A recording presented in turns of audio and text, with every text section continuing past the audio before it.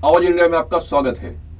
शिवसेना उद्धव गुट के नेता और सांसद संजय राउत ने मुंबई के नेवी के हेडक्वार्टर में प्रधानमंत्री नरेंद्र मोदी और महायुति सरकार में शामिल सभी नेताओं की संपन्न हुई सभा पर निशाना साधते हुए कहा है कि मेरी जानकारी के अनुसार यह सभा नेवी के हेडक्वार्टर के सभागृह में ली गई है। इससे गंभीर बनाते हुए संजय राउत ने सवाल किया कि क्या जिस तरह से प्रधानमंत्री नरेंद्र मोदी ने महायुति सरकार में शामिल सभी नेताओं के साथ राजनीतिक सभा नेवी के हेडक्वार्टर के सभागृह में ली है, तो क्या इस तरह की सभा लेने, आदेश देने अन्य दलों को भी मिलेगा? क्या ये मौका मिलेगा कि नहीं, इसका जवाब देना चाहिए। इस सभा का बिल किसने भरा है? हमें भी नेवी के हेडक्वार्टर में सभा लेना है, क्या हमें मौका मिलेगा? क्या यदि बीजेपी और उनके सहयोगियों को यहाँ सभा लेने का मौका मिलता है तो हमें भी मौका मिलना चाहिए। वहीं धनंजय मुंडे और छगन भुजबल जैसे नेताओं का नेवी की महायुति की सभा में न शामिल होने को लेकर संजय राउत ने कहा है कि इस मामले में कुछ तो केमिकल गडबडी वाली बात है। प्रधानमंत्र्यांचे भाषण आपण काळजीपूर्वक पहा। माझ्या माहितीप्रमाणे एक गंभीर गोष्ट आहे, हा राजकीय मेळावा संरक्षण दलाच्या जागेत झाला, नौदलाच्या सभागृहात झाला अशी माझी माहिती आहे। आपण माहिती घ्या, जर इंडियन नेव्हीच्या एखाद्या सभागृहात भारतीय जनता पक्षाच्या किंवा त्यांच्या समर्थक आमदारांचा, खासदारांचा मेळावा झाला असेल तर ही संधी इतर पक्षांना मिळणार आहे का? की लष्कराच्या, हवाई दलाच्या, नौदलाच्या जागेत, सुंदर जागेमध्ये खानपान सेवेसह हा मेळावा जर झाला असेल असं मी ऐकतोय, आज वृत्तपत्रात बातम्या सुद्धा आहेत, तर ती गंभीर आहे। मग या मेळाव्याचं पैसे कोणी भरले?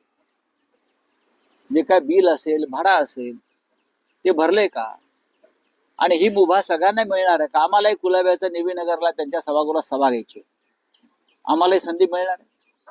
आम्हाला नेव्हीनगरमध्ये मेळावा घ्यायचा आहे। जर तुम्ही भारतीय जनता पक्षाला आणि त्यांच्या लोकांनाही संधी देत असाल तर आम्हालाही मिळायला पाहिजे ना। देश सगळ्यांचा आहे, पब्लिक प्रॉपर्टी असेल तर आम्हाला मिळायला पाहिजे। दुसरा तुमचा प्रश्न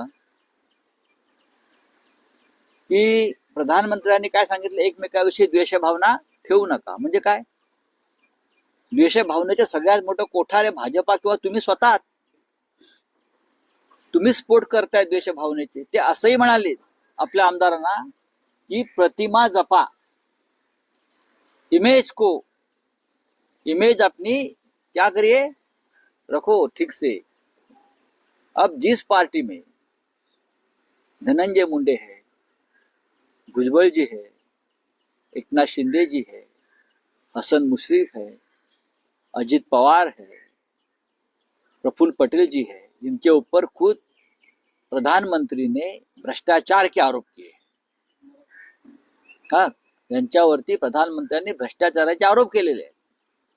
हे सगळे लोक ज्या मंचावर उपस्थित आहेत किंवा पक्षात आहेत, त्या पक्षाचे प्रमुख सांगतात आपल्या आमदारांना प्रतिमेला जपा। हा किती मोठा विनोद आहे। यासारखा विनोद नाही, जोक ऑफ द डिकेड आहे। की तुमच्या पक्षात कोण आहेत, तुमचे समर्थक कोण आहेत, दिल्लीत आणि महाराष्ट्रामध्ये तुम्ही कोणाच्या पाठिंब्याने सरकार बनवली आहेत। आपण वर्षभरापूर्वी, 2 वर्षभरापूर्वी ज्यांच्यावरती आरोप केलेत भ्रष्टाचाराचे, ते तुमच्या बाजूला बसलेत आणि तुम्ही संदेश देताय व्यासपीठावरून प्रतिमेला जपा। कोणाची प्रतिमा? आपण या देशाच्या राजकारणाची प्रतिमा तुम्ही सगळ्यांनी मलिन केलेली आहे, त्याच्यावर बोला। मग अजित पवारांना सुद्धा गैरहजर झाकून ठेवायला पाहिजे होतं, एकनाथ शिंदेला सुद्धा झाकून ठेवायला पाहिजे होतं ना। भुजबळ आणि धनंजय मुंडे गैरहजर राहिले किंवा आहेत किंवा ठेवले, मग तोच न्याय जर असेल प्रतिमेचा, तर मग सगळ्यात आधी अजित पवारांना झाकून ठेवायला पाहिजे होतं बाजूला टोपली